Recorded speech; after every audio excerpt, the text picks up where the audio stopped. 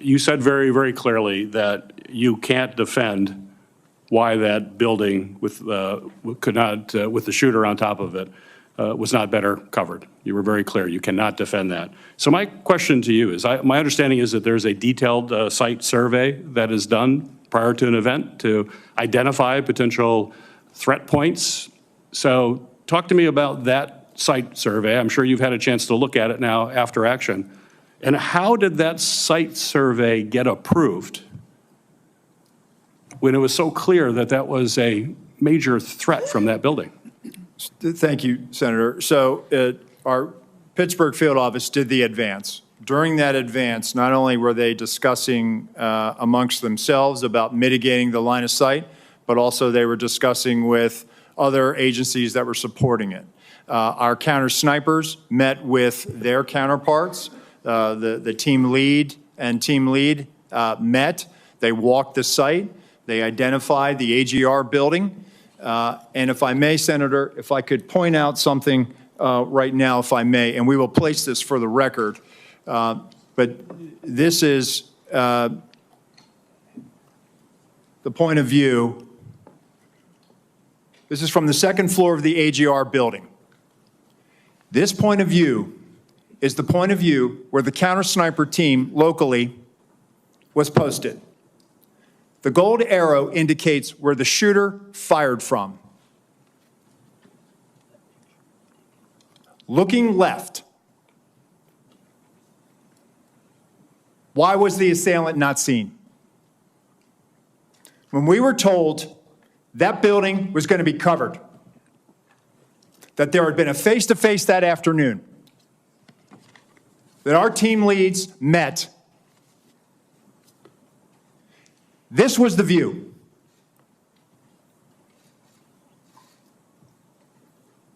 Let me show you another view, Senator. B.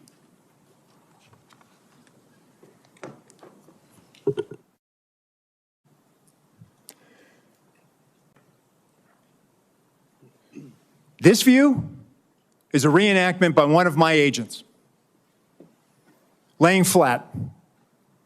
There was a 5-inch rise on the middle of that roof. The assailant would have had to present his bore over that to get his shot off. The view underneath reflects the perspective that he would have had. Again, I call your attention back to the first exhibit if they'd have looked left. Give me C.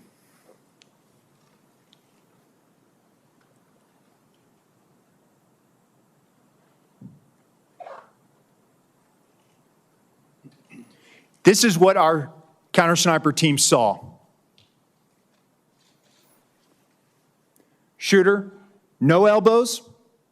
You barely make out the crown of his head. Below it, the assailant up prone.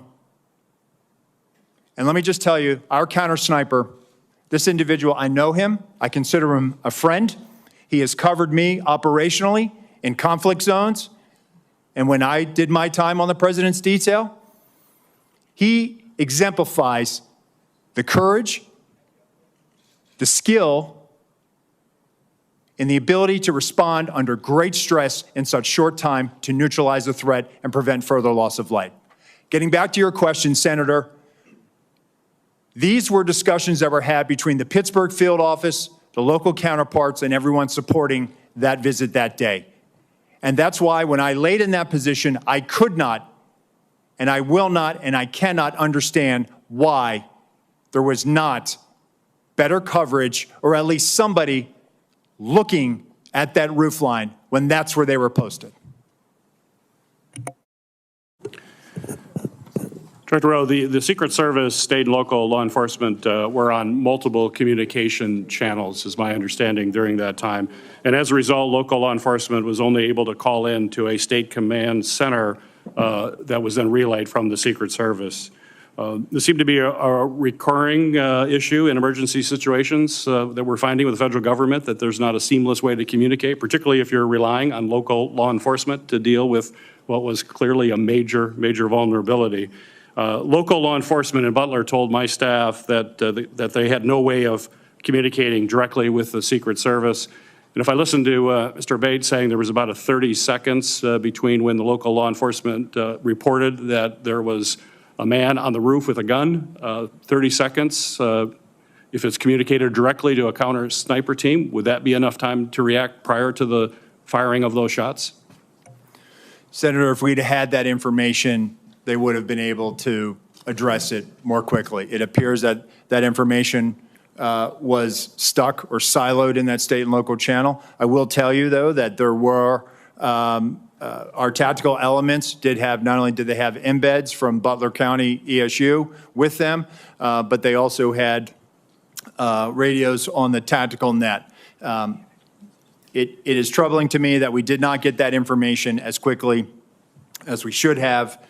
We didn't know that there was this incident going on, and the only thing we had was that locals were working an issue at the 3 o'clock, which would have been the former president's right-hand side, which is where the shot came. Nothing about man on the roof, nothing about man with a gun.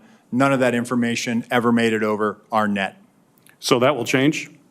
Yes, sir. We are working right now to figure out the interoperability and also make sure that we do have access to those channels, whether through the counterpart system or some other means. Very good. Ranking Member Paul, recognize.